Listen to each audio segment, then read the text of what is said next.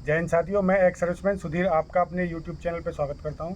CGL 22 में जो सबसे ज़्यादा वैकेंसी हैं पोस्टल असिस्टेंट और सॉर्टिंग असिस्टेंट की हैं। कई एक्स सर्विसमैन भाइयों का मेरे पास में क्वेश्चन आया है जिसमें कि उन्होंने place of posting, document verification इत्यादि के बारे में पूछा है।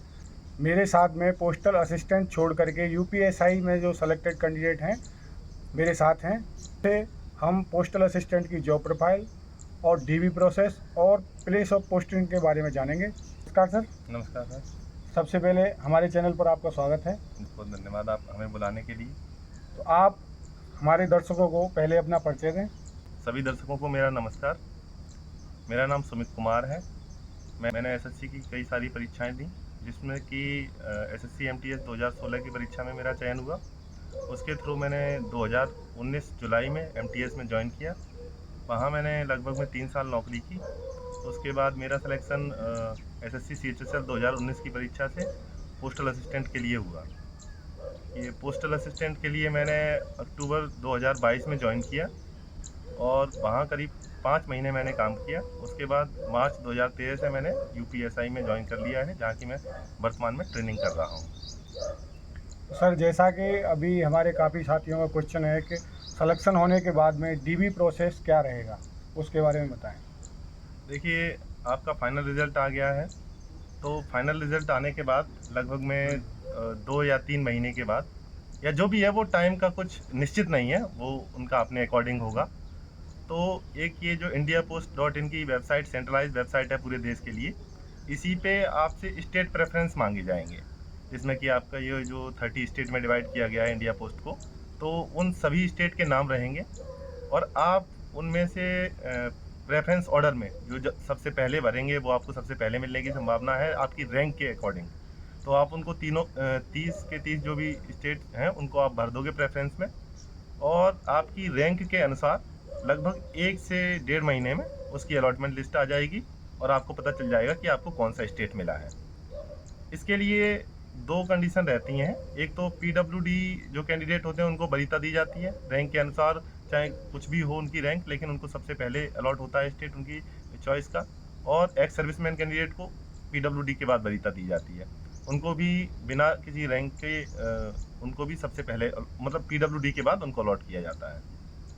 तो सर, डॉक्यूमेंट वेरिफिकेशन में कौन कौन से डॉक्यूमेंट लगते हैं जो पोस्टल असिस्टेंट और सॉर्टिंग असिस्टेंट की DV होती है? DB का प्रोसेस फिर जब आपको स्टेट अलॉट हो जाएगा एक बार, जी। तो फिर स्टेट आपसे दोबारा प्रेफरेंस मांगेगा डिवीज़न का। जैसे हर स्टेट करीब, जैसे यूपी का मैं आपको बता दूं तो यूपी आपका लगभग में 47 डिवीज़न है, उसमें 47, और 4 RMS है, रेलवे मेल सर्विसेज डिवीज़न है 4, 47 और 4 51 हो गए आपके, और एक PA SBCO था और एक PA MMS था। ये कैटेगराइजेशन था जब हमने ज्वाइन किया था उस टाइम पे। अभी शायद PA SBCO को हटा दिया गया है, तो उसको भी PA PO में मर्ज कर दिया गया है।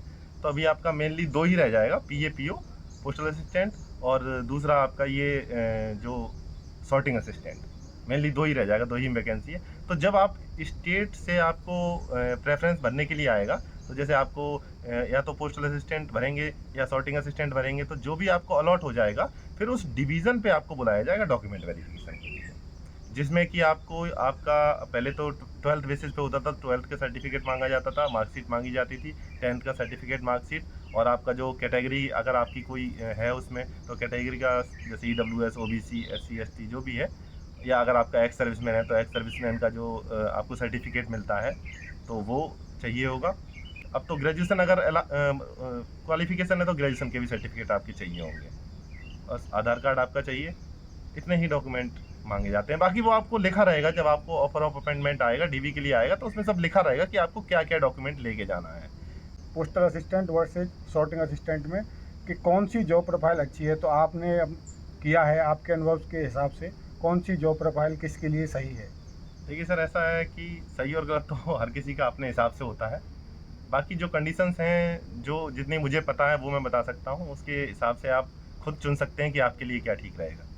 देखिए, पोस्टल असिस्टेंट में क्या है कि जब पहले स्टेट तो सेंट्रलाइज ही अलॉट होगा, सभी को स्टेट मिल जाएगा। उसके बाद पोस्टल असिस्टेंट पोस्ट ऑफिस में, या आपको सॉर्टिंग असिस्टेंट, मेनली 2 ही हैं कैटेगराइजेशन, दोनों में से किसी एक में जाना रहेगा। तो अगर आप सॉर्टिंग असिस्टेंट में जाते हैं मान लीजिए यूपी में करीब 5 डिवीज़न है सॉर्टिंग असिस्टेंट का, जिसमें कि शायद एक झांसी में है, एक आगरा में है, एक लखनऊ में है और शायद गोरखपुर में है, एक वाराणसी में है या इलाहाबाद में। तो आपको उन्हीं डिवीज़न के हिसाब से सॉर्टिंग असिस्टेंट में पोस्टिंग होगी। उन डिवीज़न पहले डिवीज़न में आपको रिपोर्ट करना पड़ेगा, फिर वहाँ से हो सकता है वहीं स्टेशन मिल जाए या कोई दूसरा स्टेशन मिले। तो मेनली आपको रेलवे स्टेशन पे ड्यूटी रहेगी सॉर्टिंग असिस्टेंट में।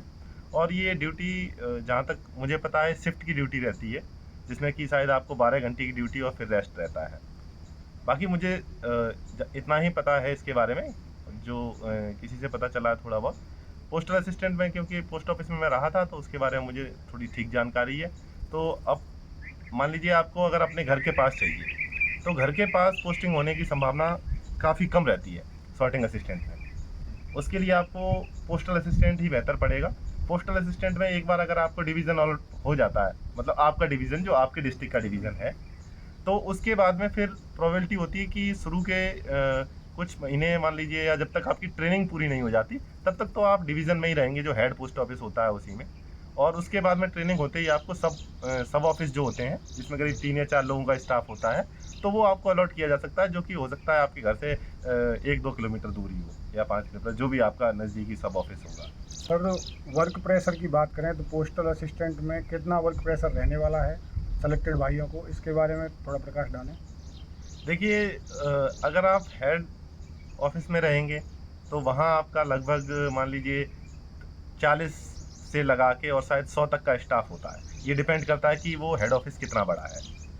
तो वहाँ पे तो मान लीजिए आप पे वर्क प्रेशर रहेगा, लेकिन आप पे ये है कि काफ़ी वहाँ पे अगर मतलब लोग सभी डिपार्टमेंट में हैं, तो उतना ज़्यादा नहीं रहेगा। आपको काम उतना ही मिलेगा जो आपका काम है। लेकिन जब आपकी ट्रेनिंग के बाद सब ऑफिस में पोस्टिंग हो जाएगी, तो फिर वहाँ पे कहीं-कहीं सिंगल हैंड ऑफिस होते हैं, जो कि पोस्ट ऑफिस के सब काम है वो आपको ही देखने हैं अकेले। तो वहाँ पे काम थोड़ा ज़्यादा हो जाता है।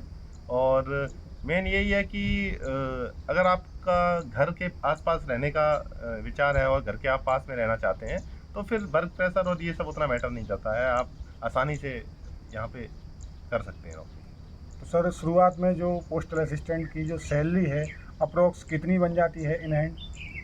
इन हैंड शुरू में सैलरी जब हमारे टाइम पे तो ऐसी 39,000 के आसपास आ रही थी नेट, और ग्रॉस में आप लगा लीजिए ऐसा 45,000 के आसपास ग्रॉस बनती होगी। सर, आपने कई एग्ज़ाम क्रैक किए हैं, तो हमारे जो कॉम्पिटिटिव एग्ज़ाम को पार्टिसिपेट करने वाले युवा साथी हैं या एक्स सर्विसमैन हैं, उन भाइयों को आपकी क्या सलाह होगी? देखिए सर, इस बारे में मैं यही कहूँगा कि आप जो भी एग्ज़ाम के लिए टारगेट कर रहे हैं अपना, तो पहले तो उस एग्ज़ाम को समझिए कि उसमें क्या-क्या पूछा जाता है। उसके प्रीवियस ईयर पेपर उठाइए, उसमें देखिए क्या-क्या पूछा जा रहा है, किस टाइप के क्वेश्चन आ रहे हैं।